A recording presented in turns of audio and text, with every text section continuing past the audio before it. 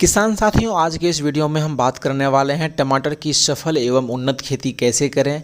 इसको कौन से मिट्टी में लगाना चाहिए, कौन से मिट्टी में टमाटर की खेती करना चाहिए जिससे आपको अधिक से अधिक पैदावार मिल सके। इसके खेत की तैयारी कैसे करना चाहिए। साथ ही हम बात करेंगे इसके जो उन्नत किस्म है, टॉप वैरायटी है, उसके बारे में।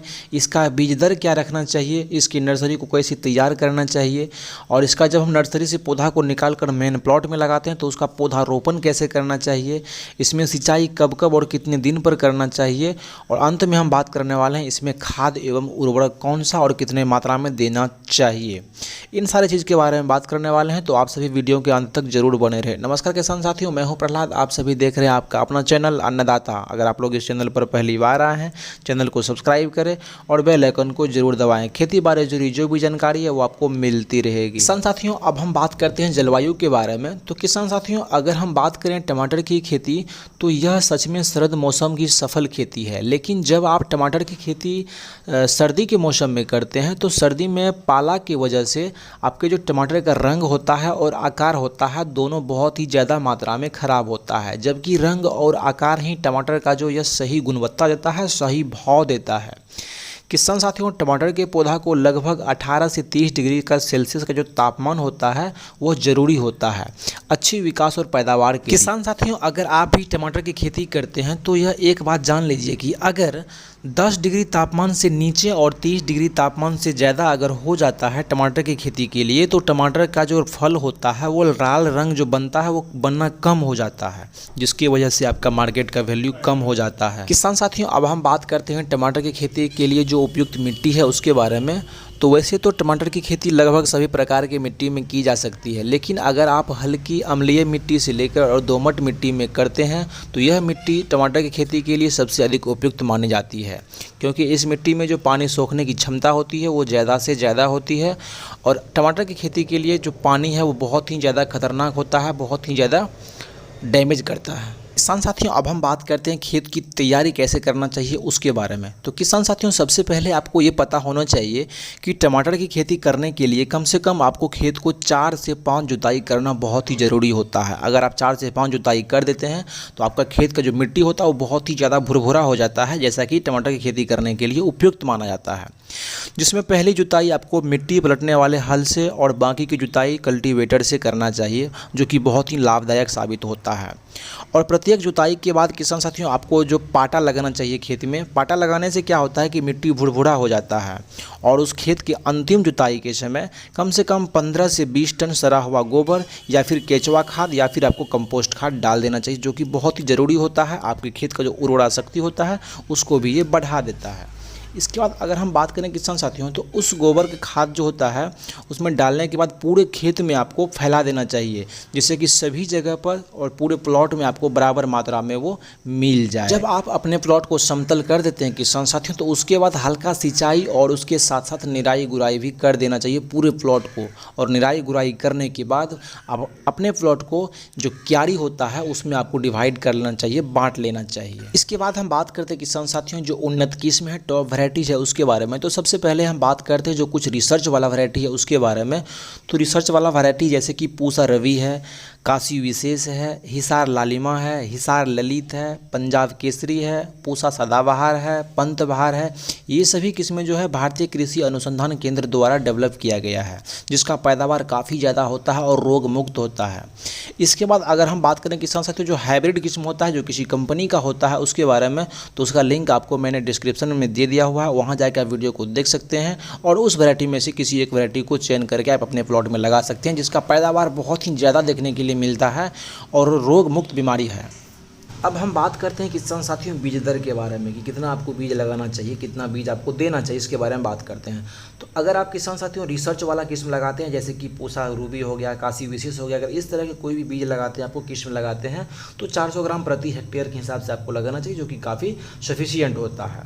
अगर आप संकर किस्म लगाते हैं किसान साथियों तो 200 ग्राम प्रति हेक्टेयर के हिसाब से आपको लगाना चाहिए, ये भी सफिशियंट होता है। अगर आप F1 हाइब्रिड किस्म लगाते हैं किसी भी कंपनी का, जैसे कि सेमनीज का लगाते हैं या फिर नामधारी का लगाते हैं या फिर आप किसी भी कंपनी का लगाते हैं, तो उसके लिए आपको 40 से 50 ग्राम प्रति हेक्टेयर के हिसाब से सफिशियंट होता है। लेकिन जब आप F1 हाइब्रिड किस्म लगाते हैं किसान साथियों तो यह आपको हर एक कंपनी का थोड़ा सा डिफरेंस होता है, यानी कि किसी का 40 से 60 ग्राम होता है, किसी का 30 से 35 ग्राम भी होता है।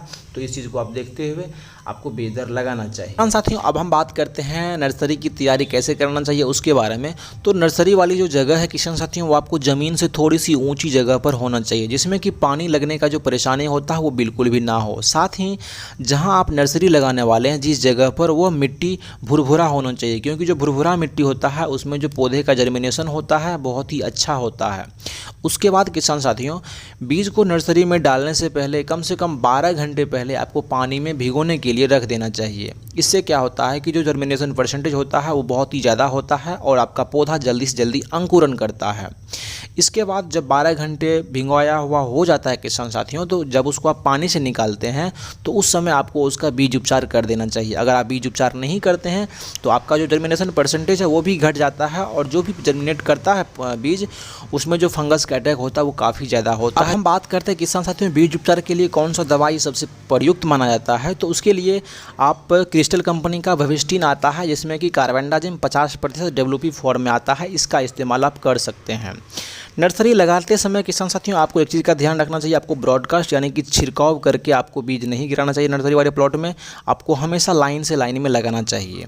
और बीज लगा देने के बाद किसान साथियों, जब आप बीज को नर्सरी में लगा दिए हुए हैं तो उस समय आपको क्या करना चाहिए कि कंपोस्ट खाद के साथ साथ थोड़ा सा बालू यानी कि रेता मिलाकर आपको उसके ऊपर से एक लेयर बना देना चाहिए, जिससे अच्छे से वो ढक जाए।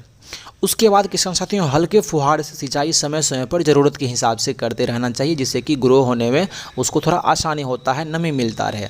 जब आप नर्सरी से पौधा को निकालने लगे किसान साथियों, तो 0.25 यानी कि 0.25% वाला जो डाइथेन M45 होता है उसका आपको छिड़काव करना चाहिए, जिससे नर्सरी वाले पौधा में जो फंगस का अटैक होता है वो बिल्कुल भी ना हो। क्योंकि जब आपको नर्सरी में अटैक है फंगस का, तो जब उसको आप मेन प्लॉट में लगाएंगे तो वो भी एक अच्छा रूप धारण करके बहुत ही अधिक डैमेज कर सकता है। अब हम बात करते हैं किसान साथियों, जब आप नर्सरी से पौधे को निकाल कर पौधा रोपने के लिए जाते हैं मेन प्लॉट में, तो उसके बारे में तो किसान साथियों पौधा जब आपके नर्सरी में तैयार हो जाए तो लगभग 25 से 30 दिन बाद उसको आपका पौधा तैयार हो जाता है और मेन प्लॉट में लगाने के लिए वो लायक हो जाता है। तो पौधा को नर्सरी से उखाड़ने से पहले किसान साथियों आपको नर्सरी में हल्का सिंचाई कर देना चाहिए, जिससे आप पौधा को आसानी से उखाड़ सकते हैं। अगर आप नर्सरी को उखाड़ने से पहले सिंचाई नहीं करते तो हो सकता है कुछ पौधा आपका वो टूट सकता है। और उखाड़ने के बाद उसको जब मुख्य खेत में लगाने जाते हैं किसान साथियों, तो उसका जो आपको डिस्टेंस मेंटेन करना चाहिए वो 60 से 70 सेंटीमीटर की दूरी पर पौधा को लगाएं। लाइन से लाइन और पौधे से पौधे की दूरी जो आपको रखना है वो सामने से रखें। रोपाई के तुरंत बाद आपको हल्का सिंचाई कर देना चाहिए। इससे क्या होता है, जब आप पौधा को लगा देते हैं तो मिट्टी और जड़ में अच्छे कनेक्शन बन जाता है और अच्छे से जड़ मिट्टी को पकड़ लेता है। अगर हम बात करें किसान साथियों सिंचाई के बारे में, तो जब आप सर्दी के मौसम में टमाटर की खेती करते हैं तो आपको कम से कम 15 से 20 दिन पर सिंचाई करते रहना चाहिए, जो कि उपयुक्त होता है, प्रयुक्त होता है।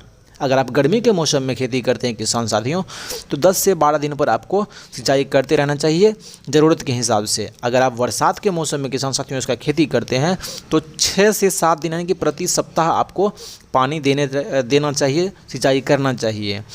आवश्यकता अनुसार ही करें, क्योंकि बरसात के मौसम में बारिश का भी संभावना होता है, बारिश भी होते रहती है। अब हम बात करते हैं किसान साथियों खाद एवं उर्वरक के बारे में, यानी कि फर्टिलाइजर कौन कौन सा देना है और कब कब देना है।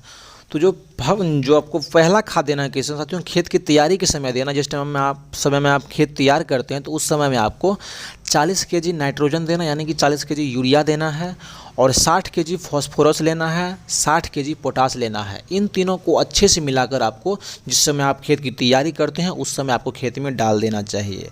इसके बाद जो रोपाई के 25 से 30 दिन के बाद जो होता है दूसरा खाद देना है, वो आपको देना है 40 kg यूरिया देना है। इसके साथ में NPK देना है और साथ में किसी भी कंपनी का आप जाइम दे सकते हैं, बायोजाइम दे सकते हैं।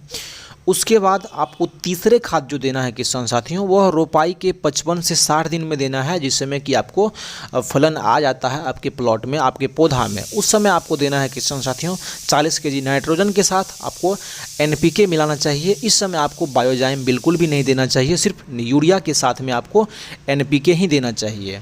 तो आपका ये खाद का शेड्यूल है। इसी हिसाब से आप अपने खेत में अगर आप खाद देते रहते हैं तो बहुत ही अधिक मात्रा में आप उससे उत्पादन ले सकते हैं और आप अपने पौधे को भी सही सलामत रख सकते हैं। अब हम बात करते हैं किसान साथियों खरपतवार नियंत्रण के बारे में। तो खरपतवार को आपको निकालते रहना चाहिए। जब भी आपको लगे कि आपके खेत में खरपतवार का ज़्यादा आना हो रहा है तो उस समय आपको खरपतवार को निकालते रहना चाहिए। और कोशिश करें किसान साथियों कि आप अपने प्लॉट में खरपतवार जो नाशक होता है जैसे कि हर्बिसाइड को आप इस्तेमाल ना करें, किसी भी केमिकल को नुकसान नहीं, क्योंकि वो तो आपके लिए थोड़ा सा आसान होता है खरपतवार को मारने के लिए, लेकिन आपके पौधा के लिए कहीं ना कहीं वो नुकसान साबित होता है।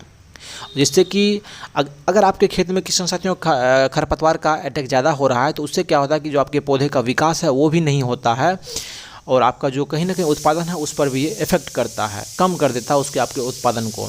आप कोशिश करें कि केमिकल का उपयोग बहुत ही कम मात्रा में करें, ना के बराबर करें। इससे आपका पौधा बहुत सुरक्षित होता है और आपका जो वातावरण होता है वो भी सुरक्षित होता है। अगर हम बात करें किसान साथियों अंत में इसके उत्पादन के बारे में तो 500 से 600 क्विंटल प्रति हेक्टेयर के हिसाब से इससे आप उत्पादन ले सकते हैं अगर इस विधि से और इस तरीके से टमाटर की खेती करते हैं। किसान साथियों अब हम बात करते हैं पूरा आपको कितना लागत लगता है, कितना मुनाफा होता है उसके बारे में। तो खेत की तैयारी, बीज की बुआई, खाद एवं उर्वरक, सिंचाई, खरपतवार नियंत्रण के लिए जो आप मजदूर यूज करते हैं या फिर रसायन यूज करते हैं, सब टोटल मिला के आपको 1 हेक्टेयर में 90,000 रुपये खर्चा होता है। अगर हम बात करें उत्पादन का तो 500 से 600 क्विंटल तक आपको उत्पादन होता है। अगर हम बात करें जो आपको इससे आय होने वाला है 4 लाख तक हो सकता है। अगर 4 लाख में से जो आपका लागत लगा है 90,000 उसको माइनस कर देते हैं तो आपका 3,10,000 रुपये पूरा का पूरा आपका प्रॉफिट होता है, आपका वो आमदनी होता है अगर आप इस विधि से टमाटर की खेती करते हैं। तो किसान साथियों आज का मेरा वीडियो आपको कैसा लगा कमेंट बॉक्स में बताएं। अगर वीडियो अच्छा लगा हो तो वीडियो को लाइक करें, चैनल को सब्सक्राइब करें और अपने किसान साथियों के साथ वीडियो को जरूर शेयर करें। मिलते हैं एक नए वीडियो में एक नए अंदाज के साथ। जय किसान।